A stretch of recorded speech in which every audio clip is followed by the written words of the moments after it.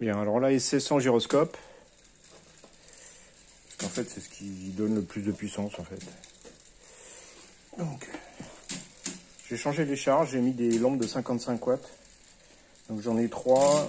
Quand elles sont en sous-tension, elles donnent 4 watts par volt. Donc je vais me baser là-dessus. Donc c'est une mesure à la baisse. Hein. Voilà. Parce que si on fait un...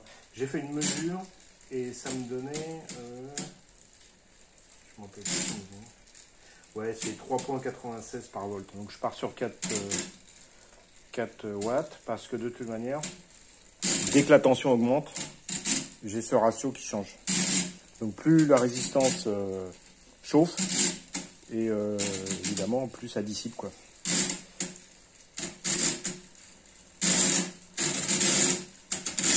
Bon là c'est la courroie d'entraînement qui se plaint. Le gyroscope ne tourne pas mais là il faut que je retende la courroie en haut, elle en a marre.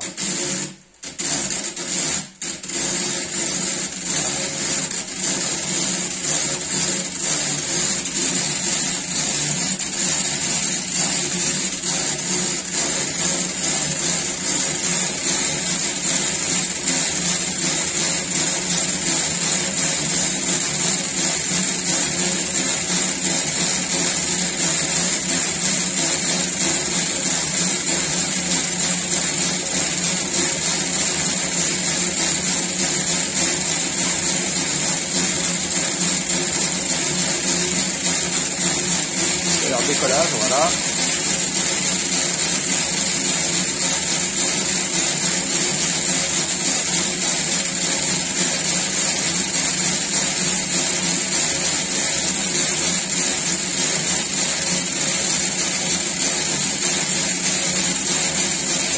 Alors 22 pour 4 ampères. Je peux aller plus haut.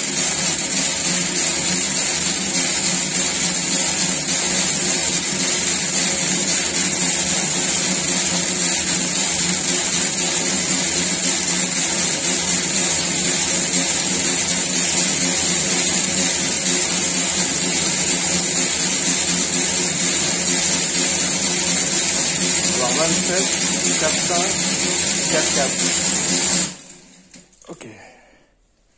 Alors, j'ai dit 27 volts, 4,4 ampères, et j'ai 4,4 volts en sortie. Donc ça nous fait quoi ça? Ça nous fait une puissance d'entrée de 27 fois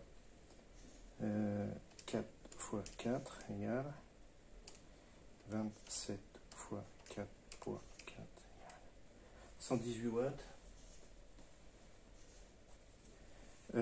Et en sortie, ça me fait 4 fois 4 fois 4 watts fois 3, donc on va dire fois 12.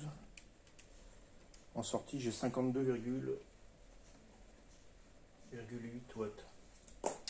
Donc si on divise 118 par 52,8, j'ai dit, ça nous donne, non, j'ai dit diviser, on multiplie pas, 118 divisé par 52,8 égale, ça nous fait un rapport de 2,2.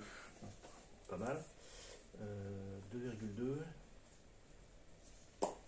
2,2. Donc là, j'ai apparemment un rendement qui est supérieur à si je mettais les moteurs directement sur le générateur.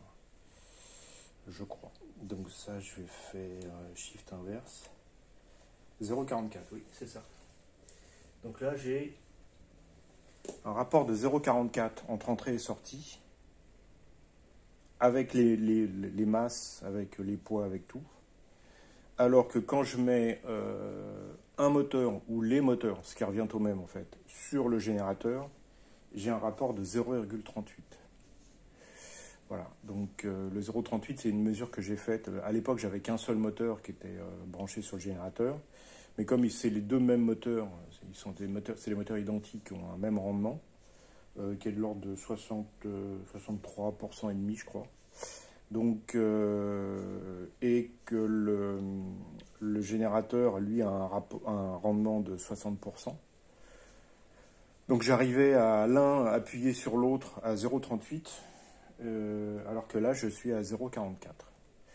Donc ça veut dire que j'ai plus de puissance avec toute la mécanique que si j'avais juste les moteurs branchés sur le générateur.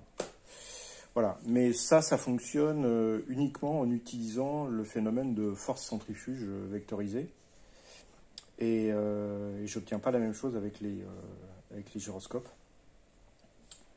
Avec les gyroscopes, je suis pile poil, je suis à 0,38 de rendement. C'est-à-dire qu'en fait, je fais tourner la mécanique qui est lourde, plus les gyroscopes, et j'arrive quand même à avoir à peu près la même chose que si j'avais pas de mécanique du tout. Donc ça veut dire que j'ai un gain, mais qu'il n'est pas assez fort pour que ça soit intéressant énergétiquement.